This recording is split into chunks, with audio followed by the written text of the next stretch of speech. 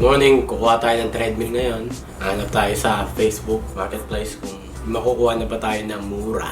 Budget ko sa mga 100 to 150 siguro. Yung decent na treadmill. At yun na yung last na kailangan natin para mabuo yung home gym. Let's go!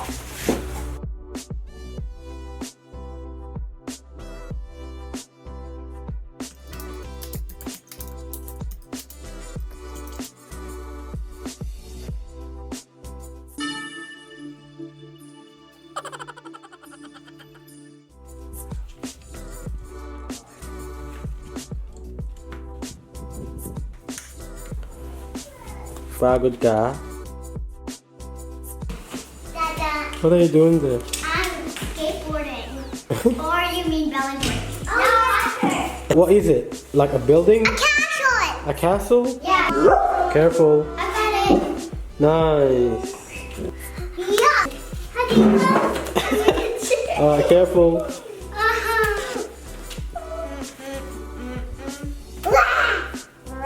Wait. Wait there.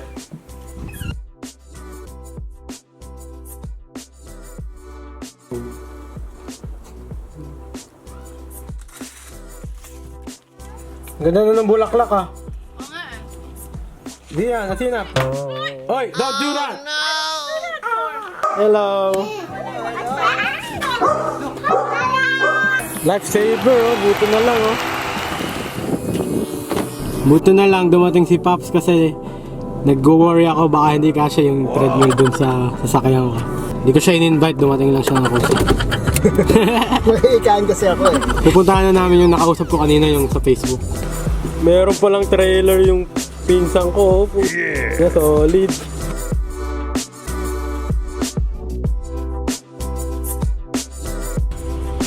Oops, sakto. Let's check the brakes and the signals. Okay. Okay. Suabe. Let's go. Solid.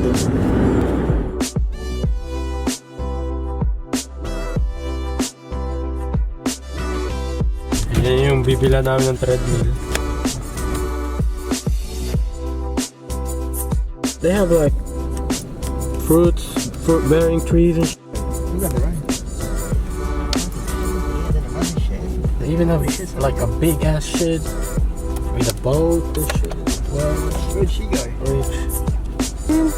Our Mandarin. Hey, man. They're nice actually. Eh? They're ready to go, so you can, if you want to get Hey, I know that you want to learn, Mandarin. No, I'll just. but these aren't No, I'll just have the Mandarin. This is way better. And what's this one? Oh, that's grapefruit.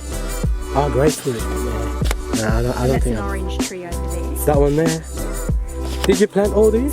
We did. We didn't plant the orange, and that's another mandarin, and we've got You got lemons and guava, everything.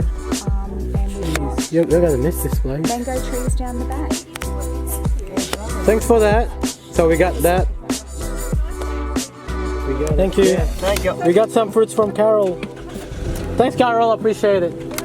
Have a good night. I'll hold her so she doesn't Yeah. run in front of you. Pleasure. Thank you. Sandali sila. See ya.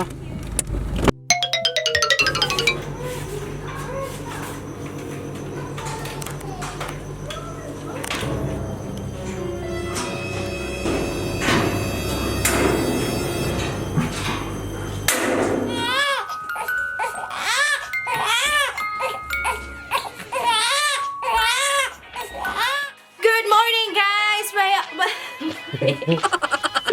Yeah, no, no. Ulitin mo.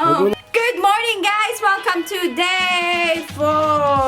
At ngayon, ang gagawin natin ay i-reveal natin ang gym na ginawa ni Jules at titingnan natin kung gumagana nga ba ang treadmill na binili niya na worth $50. Saktong-sakto. Mas mababa pa sa budget. Pero bago yan, pupunta muna tayo sa school ni Z. Kaya samahan nyo kami kasi si Athena, ang bunso naming anak na babae, ay may interview ngayon sa school niya. Let's go!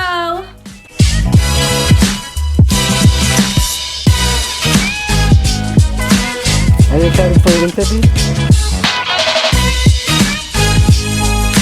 Hello, Miguel.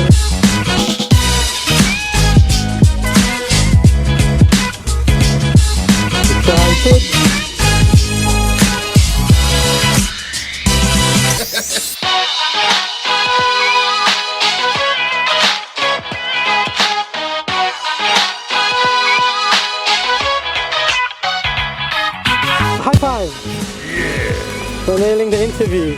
You nailed it. What's up, people? Andito na tayo at i-reveal na namin kung ano man ang pinagagawa ni Jules sa aming garahe. So, titingnan natin kung ito nga ba ay yay or nay. Tara!